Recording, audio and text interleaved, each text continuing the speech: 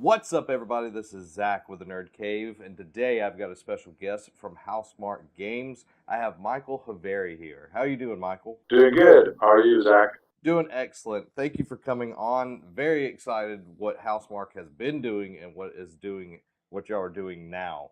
Um, First question off, how did you get in the gaming industry? Well, Housemarque has been around for 20 odd years, and personally, I've been there for about less than a quarter of that. So, but I know the guys for a long time, and they've been actually making games back in the Amiga demo scene, and really just hacking things together, making cool visuals, and that's how they got into making games. So I think one of the co-founders, well, the first games they made were about 93 or so, so ancient by industry standards. But yeah, that's how they got into it, and they've been lucky enough to be able to make a living off of that for quite a long time now, and still making games that have a bit of that kind of tech demo scene feel to them. So, what drew you personally to the industry? Was it that you loved games, or was it because that was a place that you could go and get a job?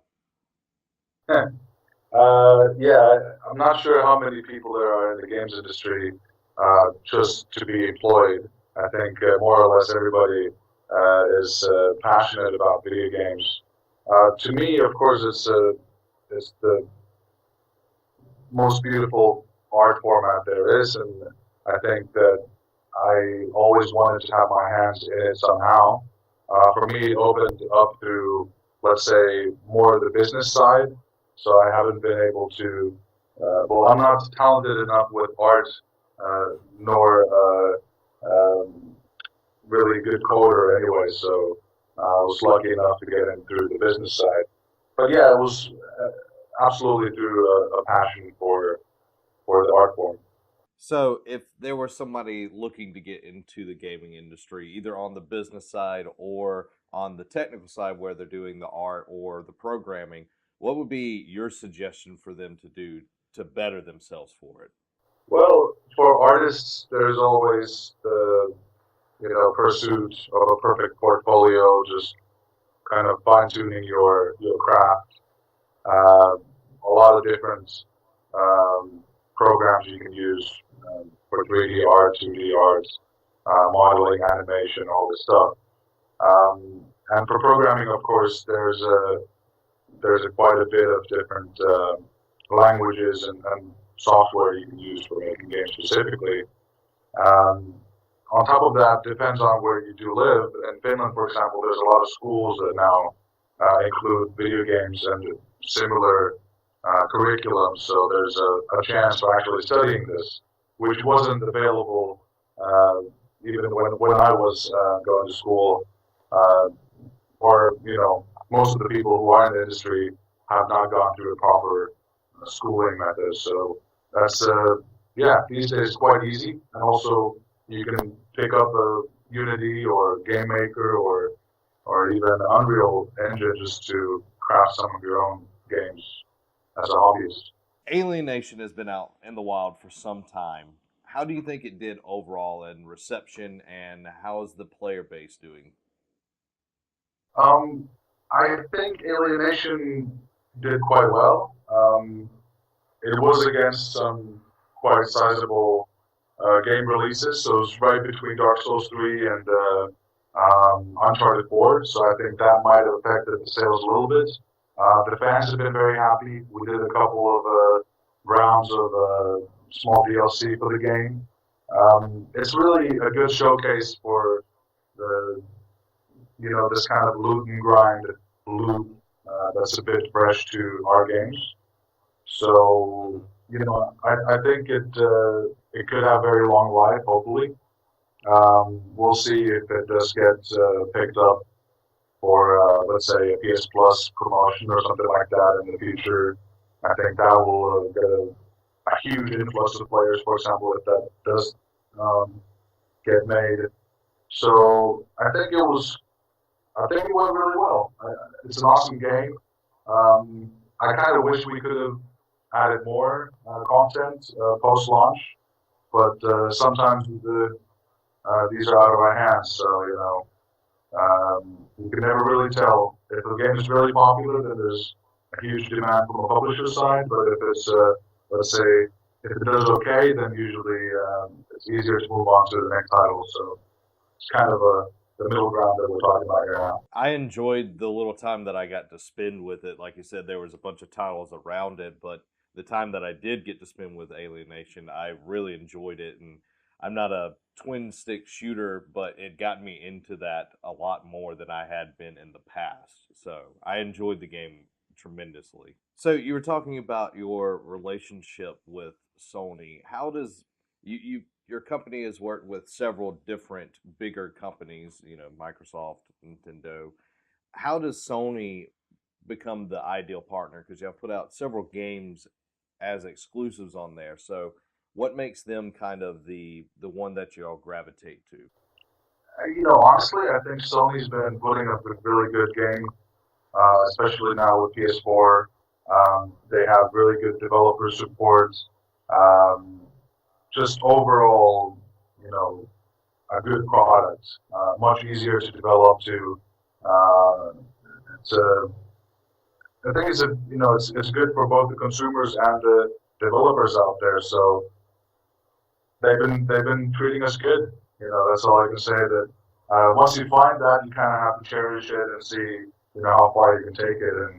And especially for a company like us, when we're developing very techy games, it's so important to have kind of a focused vision on, let's say, even a single platform or at least a very limited amount of hardware that you can take the most out of.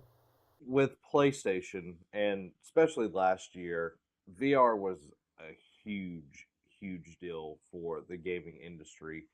Do you think that has delivered? Because everybody was saying that it's the future of games. Do you think that it's delivered, or do you think it's kind of dwindled and it's been kind of given the treatment of most peripherals that's been out? Honestly, with VR, I think there's a lot of new things coming up in second generation, third generation of the hardware. We're probably going to get wireless headsets, better, uh, just customer friendlier in general because now it's a huge investment for most everything else except the PSVR, and it's a bit clunky. So I think there's a lot more opportunity uh, down the line. Um, that being said, I really hope that developers still include that in their, let's say, upcoming lineups, even if the first wave might be already kind of, let's say, over. Hopefully, we'll see something of a bigger, hit product like, for example, Minecraft or something that then can just spread like wildfire.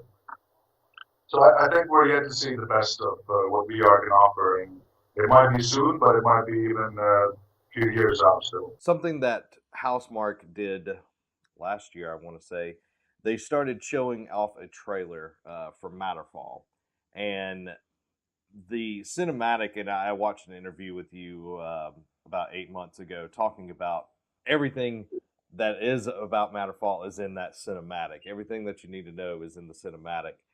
And I started watching it again.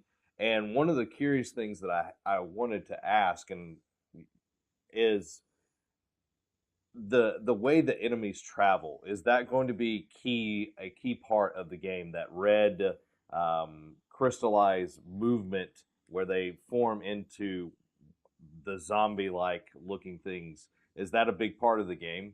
Yeah, so that's let's call it a substance or a matter of sorts, and that's a very key gameplay element. Um, it really, I would say, the most unique part about the game is related to that. So definitely one of the more focal points of the game, if you will. Now, Next Machina or the Jarvis project has probably one of the coolest art directions that I've seen in a long time. It reminds me of the cartoons that I grew up on from the 80s that have that kind of lived in technological feel to it with the pipes and everything. How did that come about? What was the kind of birthplace of that game? Well, working with Eugene and the game director Harry Kruger, we sort of came together, just started putting ideas on top of each other, and I personally, wanted to try out a bit of this lived-in world, but I think my vision was a bit more uh, sunnier, a bit more colorful, and then Harry had this like a bit more darker version of it. So, and I think it really fits the game really well. A bit of that Terminator aesthetic and some Japanese cartoons mixed in. So yeah, it's a very interesting look. He came up with a subgenre heading, so we're calling it the cable punk. So that kind of again subgenre of cyberpunk or similar um, themes where it's more just really fundamental big cables. Of course, um, just catering to that notion of robots being really physical in a world where you can just see that they dominate. So yeah, that's kind of how it came up to be. With the trailer that was put out, it did a really succinct way of describing where the robots came from, like how the world became what it was, and it was these humans that, and it's very very poignant to what's happening today, where everyone's so into their phone and their computer, where they're not communicating with others, and they don't know how to socially interact, and these highly intelligent robots become even smarter than the humans, so they get tired of that crap and then they turn on them. I think that's a very interesting way of doing it, because if we had robots right now, I'm sure that would be happening. Yeah, and who knows? This might be a very realistic scenario. So yeah, that's very much our social commentary on the current situation with technology and how we use it, and hopefully we'll be able to divert our technological, development into a direction that it doesn't become as bleak, but you know, we kind of wanted to take a simple message and then make it the main kind of framework of our game. And even in the game, you can see as you rescue humans, you can see the humans walking around with their iPads or with their mobile phones just glued to their screens, so they're not aware of their surroundings. So and if you look at the way we're treating like the Boston Dynamic dogs, just kicking them around these days in the videos. So I think that there's going to be a day when the robots just tell you that it's not cool anymore. So that's kind of what the game premise is based off. When watching that trailer, and I've watched it several times in the last few days coming up to our interview, the art style is amazing, but when the gameplay starts, I wasn't expecting it to be as fast paced and just, for lack of better the term, balls to the wall. Because Alienation is very fast paced, but it seems a little bit slower. The character that's in the game was moving like a freaking ninja. So tell me a little bit, like, how was that developed? We love old games by Eugene and the top-down kind of twin-stick formula like Smash TV and Robotron, to name a few of the originals.